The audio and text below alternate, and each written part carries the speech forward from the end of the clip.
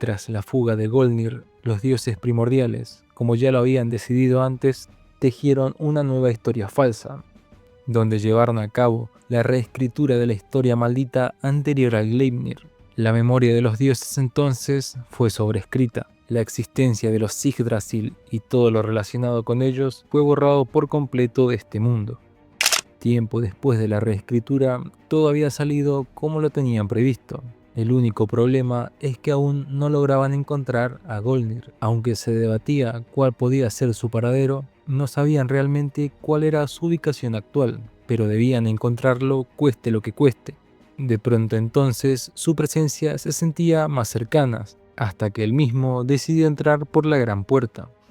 Eirin salta a sus brazos mientras le pregunta qué estuvo haciendo todo este tiempo para terminar tan maltrecho, a lo que los demás dioses empiezan a interrogarlo y le comunican que el mundo que habían creado ahora era pacífico y su presencia representa ahora demasiado peligro, amenazándolo con su desaparición.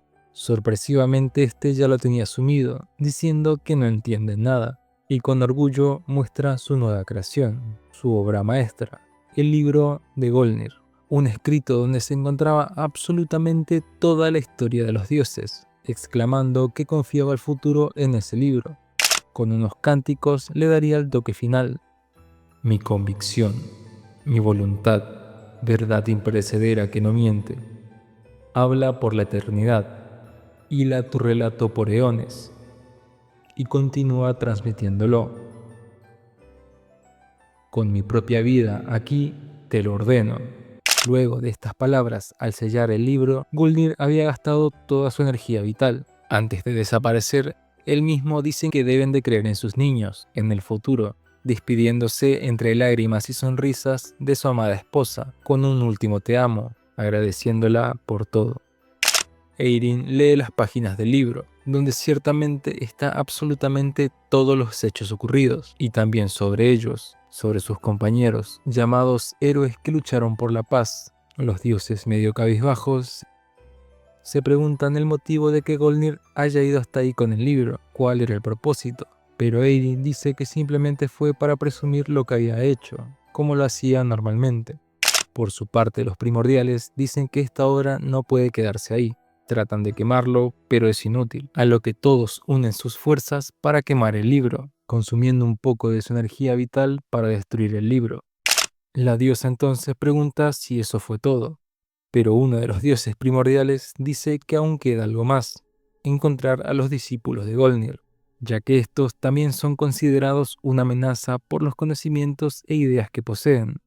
Una de las diosas trata de buscarlos, pero no los encuentra, y presumen que quizá ya murieron todos, pero otro interrumpe diciendo que es poco probable, asegurando que quizás están escondidos, así que los buscarán, cueste lo que cueste, para ser borrados, todo por el bien del nuevo mundo. Los restos del libro de Golnir, entre cánticos, se vuelven polvo y comienzan a dirigirse hacia algún lado. Los discípulos del dios de la creación se enteran del fallecimiento de este. Aunque no sepan aún dónde encontró su final, sin duda habría seguido su propia convicción hasta el último momento. Ferdis entre lágrimas dice que no deben llorar, pero sus discípulos se preguntan si Golnir pudo cumplir su misión. Entonces, ¿qué harían ellos? ¿Deberían seguir luchando por la verdad de la historia del mundo e infundirla? Pero Ferdis dice que no. Si hicieran algo así, serían aniquilados, y no solo ellos, sino también la historia de los dioses primordiales. Entonces los demás se preguntan qué deben hacer. Ferdis dice que simplemente seguirán ocultos hasta que el mundo vuelva a necesitar una verdad, aquel momento donde ellos puedan transmitir el mito verdadero. Pero mientras tanto seguirán transmitiendo a sus descendientes la historia del verdadero mundo, siendo ellos la prueba viviente de la existencia del señor Golnir.